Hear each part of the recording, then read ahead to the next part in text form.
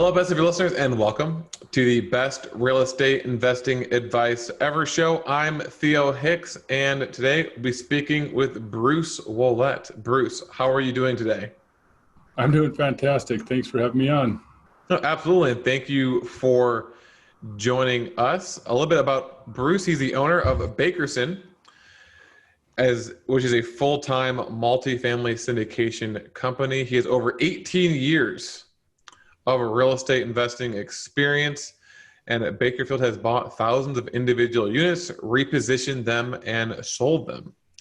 He has a personal portfolio of 250 units, and then his track record is 16 multifamily deals that are 850 units, and he's also transacted over 2,000 single-family homes. He is based in Phoenix, Arizona, and his website is Bakerson, Bakerson.com. So, Bruce, you mind telling us some more about your background and what you're focused on today? No, that'd be great. So, the first thing is the name Bakerson. I often get it's called Mr. Bakerson, or people say, where does that name come from? So I like to share that. I tell everybody that I'm an SOB. I'm a son of a baker. I grew up in the bakery business in Minneapolis. My grandfather started the Wollett Bakeries, and I worked there as a kid. And it's to pay homage to my father, who was he was alive when I named the company, and he really at that time was suffering from cancer, and he loved the name. He said, "That's just awesome, Boo." That's what he called me. So it's pretty fun to keep that name, or have that name in his now memory. So that's where we came from. And I got started in real estate and tax lien foreclosures. And in the tax lien foreclosure world, it's a long and arduous process. And so we found ways that we could get into the transactions in a shorter period. And I worked with a guy named Gary, who's now passed away. And he was my mentor. And one of the things is he left money on the table when we were negotiating with these people to buy their homes. And I said, Gary, you could spend 15, 20 grand for this house and turn it around and make money on it. And he said, no, that's not my model. I buy the tax lien, and if they redeem the taxes, that's it. If they don't, then I get the house. So I said, well, what if I buy them? He said, go ahead. So I started buying houses that way, from basically the Kiyosaki mindset of other people's money, and picked up a triplex, duplex, and 3 houses. But then in 2001, I met Jack. 2002, I met Jack Martin, and he and I wanted to go full-time in real estate, and we started finding houses, and I could find more houses than we could possibly fix and sell or keep. So I was introduced to wholesaling, and that's where I've done over 2,000 transactions in the single-family world. We were one of the top wholesalers volume-wise in Phoenix, and when the market shifted in 2006 and 7, we got into land, and then the market came back after it crashed. I got back into houses at the auction and what have you. But the transition to multifamily was the one that was almost accidental, because we got squeezed out of the wholesaling world when we didn't adopt the technology like other people have. So to always adopt is something that's very important to us now, is you need to pivot and turn as the market shifts, because everybody is shifting to technology, and we are still doing the driving the neighborhoods and the little yellow notes and everything done through the courthouse.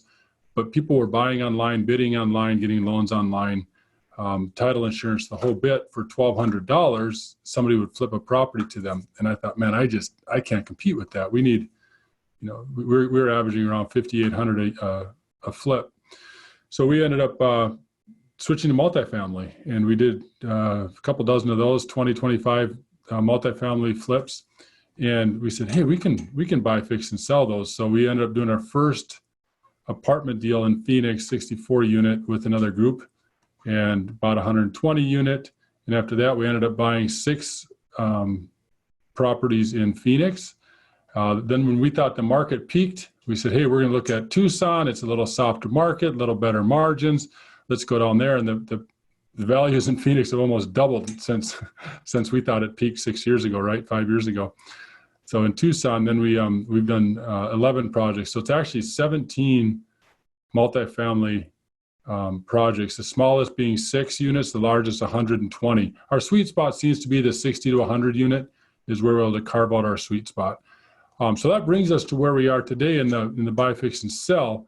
However, we're in another transition where I want to buy and never sell. I do not enjoy the sale process, and I absolutely love the buy and stabilization process. I love the impact we have on the residents and the community. So that's really where we're going in the future, is to buy and cash flow. Yeah, that's interesting. So I don't think I've interviewed someone who flips apartments. So I know that you want to transition into kind of the buy and hold strategy, but what's the what would you say is like the biggest difference on your end between fix and flipping just single family homes as opposed to fix and flipping these 60 to 100 unit apartment buildings? Like what's like is it kind of the same thing, just the property's different, or is there something different? Well, on the first flips we did in the apartment, we didn't fix and flip. We just flipped the contract. So that's where we flipped the apartments. That's what I was talking about there. But on the buy, fix, and sell is a standard syndication. You buy in within 24 to 36 months, you reposition the undervalued asset and sell it. So that's pretty typical in the market. So those are, I guess, not really flips. I probably used the wrong term there, but the buy, fix, and sell, the 17 projects we've done in Phoenix and Tucson and Arizona. So the difference between when we did the houses, even the ones that we went retail, over the 2,000 houses we did, only 12 were full retail products. Everything else was buying them, cleaning them up, making them city of Phoenix primarily, or city of Glendale compliant, and then selling to an investor. We do the trash out, get rid of the graffiti and all that. The difference between that and what we're doing now, what we're doing in apartments, is when you're selling a house, it's a commodity. When we do apartments, we're selling a business, because we're putting residents in there. We're selling them as occupied units. So it's a traditional buy, fix, and sell apartment turn that it's pretty popular right now. Yeah. So you said 24 to 36 months from buy to sell, right? Yes. That's historically what we've done. Sure. So is a portion of that the fixing up, and then you stabilize, right? And then you sell, correct? So yeah, yes. So of the 24 to 36 months, what's kind of the breakdown? Like how long does it usually take to fix them up, and then how long does it take to stabilize them? Okay, on the larger projects that took, like the 74 unit in Tucson, took us 3 years. The first year we bought it with 35 units occupied, so 50% vacancy or 55% vacancy. We ran it down to 17 occupied units. So it was basically, there was a valley of death there where we had a huge debt coverage to cover with no income. So that was part of the process. So that takes about 8 to 12 months to get through the whole cycle of getting in and repositioning those and getting the residents, putting in new residents. And then the next year was where we did the additional value add, where we updated some of the units that were already occupied and pushed the rents up to market. And then the last year is just getting from the 70% stabilized to 90%. Because when you go all the way down to vacant back up, it takes a good 12 to 18 months to create a really stable balance sheet. People say, oh, you can do it in 6 to 9 months. You can get there in 6 to 9 months, but to keep it stable, when you ramp up that fast, you get a lot of residents you wish you wouldn't have signed up for, because you take anything you can to get in the door. And so that is the reality that we have seen, at least in our experience. I'm not saying that's everybody's experience, but that's been our experience, is it really takes 18 months to get from when you're filling the units till it's completely stabilized. Sure. So just to kind of dive into that just a little bit, make sure I'm understanding correctly. So you bought it at 55% vacancy for that deal, and they said it went down to 17 units occupied. Is that because you evicted people that were kind of low quality residents, or I guess I'm trying to understand it, because you said that after 8 to 12 months it was occupied, and then you did the value add. So are you kind of like turning over the units first, and then once you've got them occupied, then you do the renovations, or are you doing the renovations right away? No, okay. On this one here was this particular one was there was a slumlord that owned the property, so it was really, really rough shape. So we ended up getting the units there's some units that just needed paint and carpet. So we just did paint and carpet and we're moving people in. But then after that, those turned, we would update the cabinets, we'd update the countertops, update the flooring on some of those. So it was almost like a two-phase value add. First was to get rid of all the problematic tenants. And yes, that's when we went down to 17. It was like a drive-through pharmacy. It was high crime. And we had to get rid of the bad residents and get a stable resident base in there. And that took a wave of people to get through there, because we ended up getting some bad people in initially, and we had to do a second wave of moving those people out. And when they moved those out, then we did some updates to some of the units to show that, hey, if you update these units to this level, you can push the rents to market. And that's the value add, the meat we left on the bone for the new buyer, that they can finish that push through the rest of the units.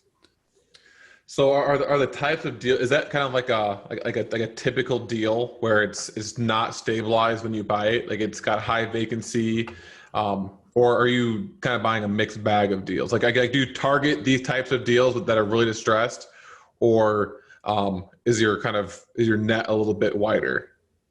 Well, the net is wider now, but initially, yeah, that's what we targeted. We would look for the roughest property in a somewhat stable neighborhood and really zero in on that through our own efforts and the broker efforts to buy that property.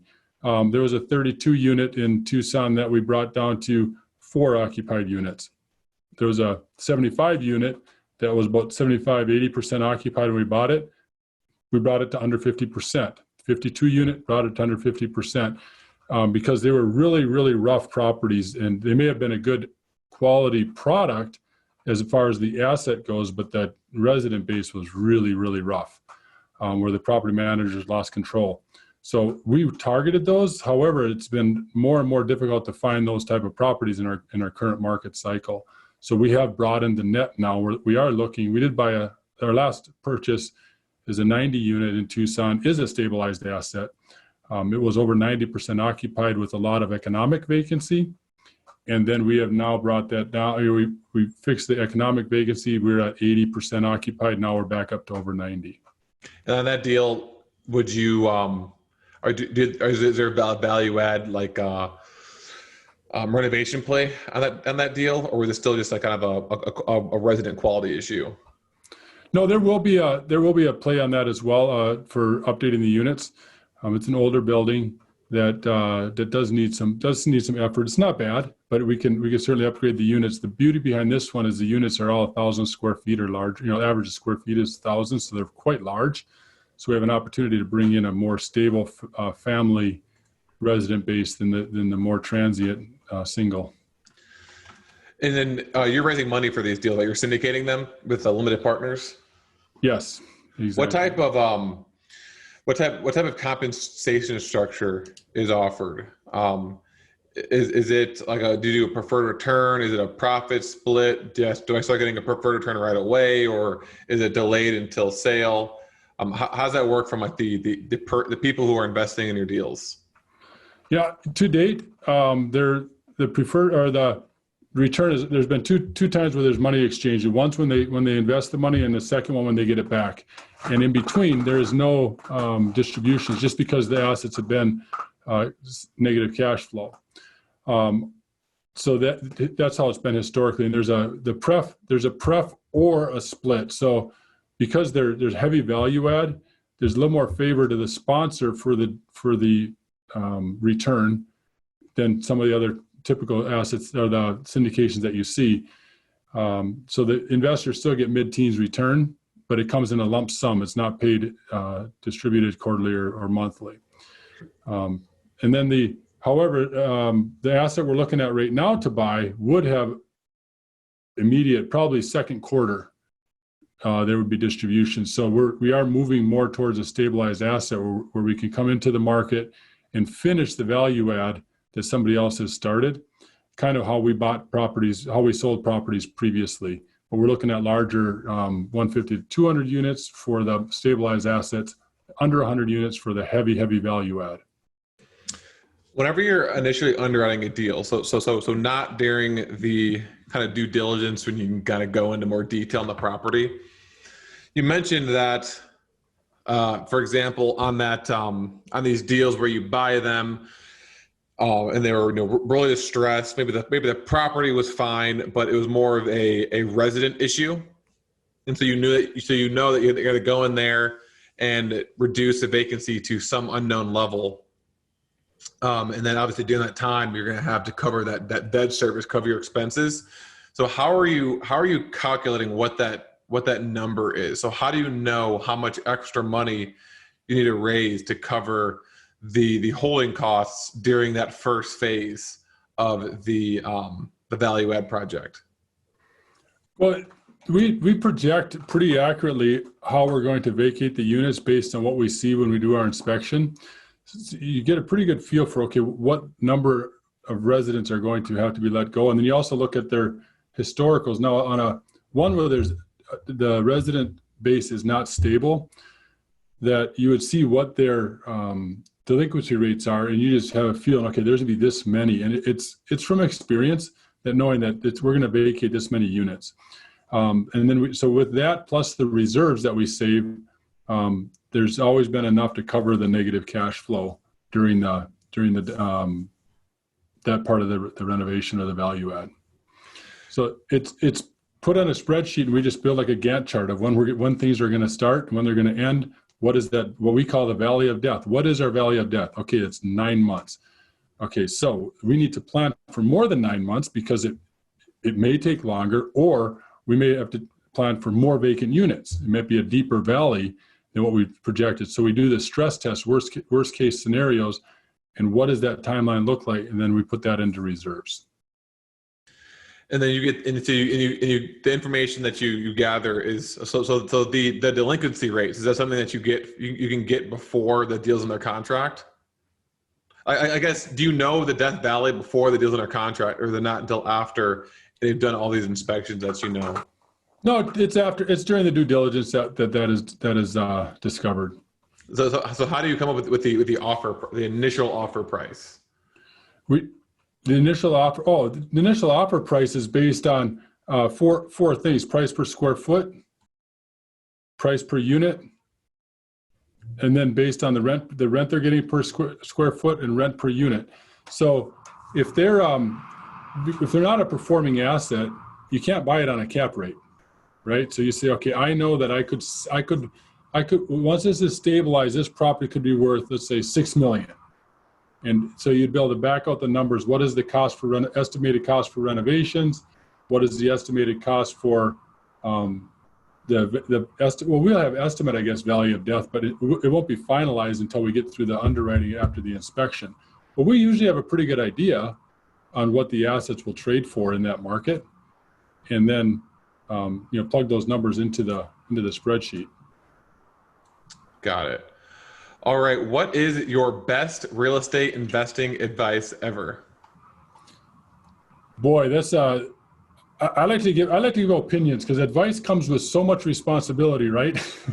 But just looking at the words. But for me, it's two parts. It's focusing on the resident, and then also when you're doing the inspection, to really dive deep into the plumbing and HVAC. That's the area where it seems to be the most hidden costs in our projects has been plumbing and HVAC. So the inspection of the property is to hire contractors who are specialists in plumbing and HVAC for us to make sure that anything hidden can be estimated.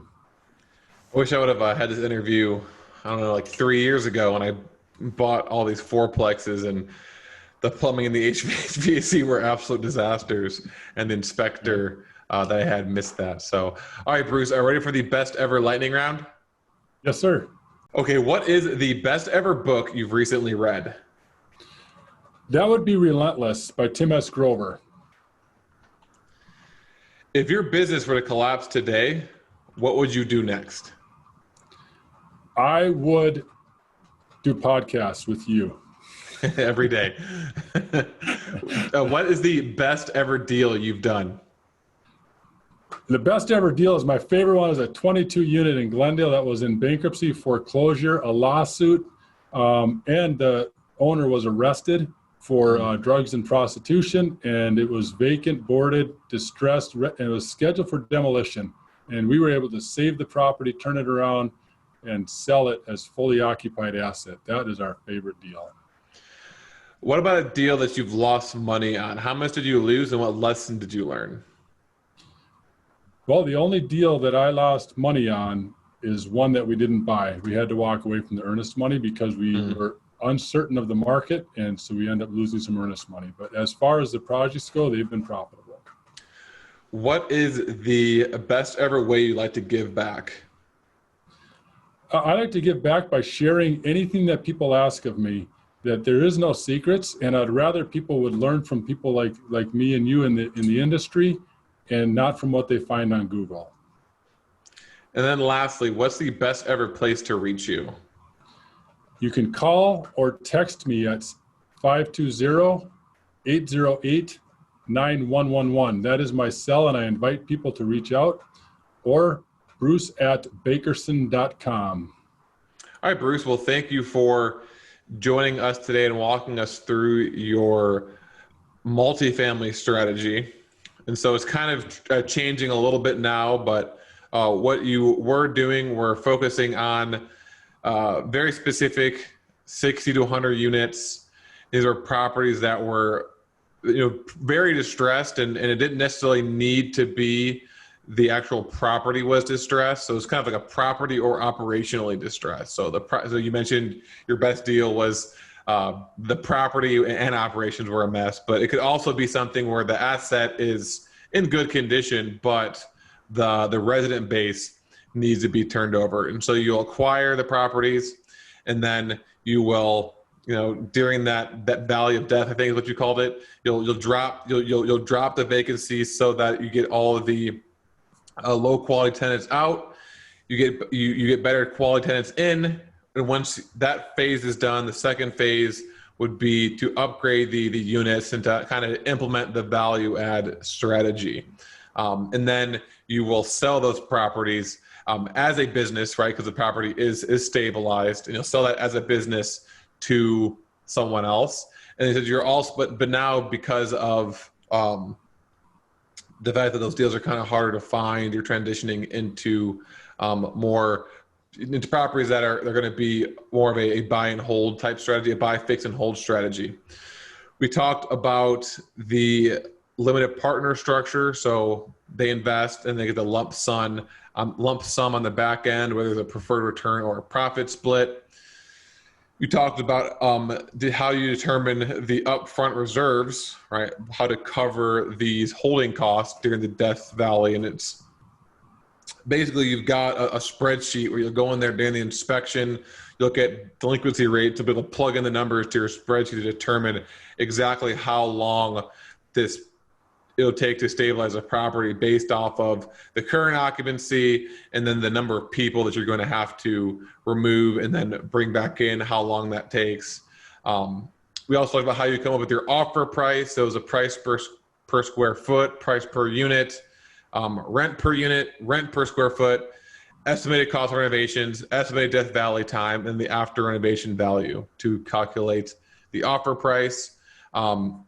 In the beginning, you actually talked about a piece of advice about making sure you're always pivoting when the market shifts. So you gave the example of wholesaling and how you didn't transition into tech, which is why you accidentally got into multifamily. And then your best ever advice, or what she said is your best ever opinion, was to, number one, focus on the resident. And number two, and I can concur with this wholeheartedly, is during the inspection, make sure you take a deep dive into the plumbing and the HVAC, because those are where the most expensive hidden issues are. So thanks again, Bruce, for joining us today. Best ever listeners, as always, thank you for listening. Have a best ever day, and we'll talk to you tomorrow.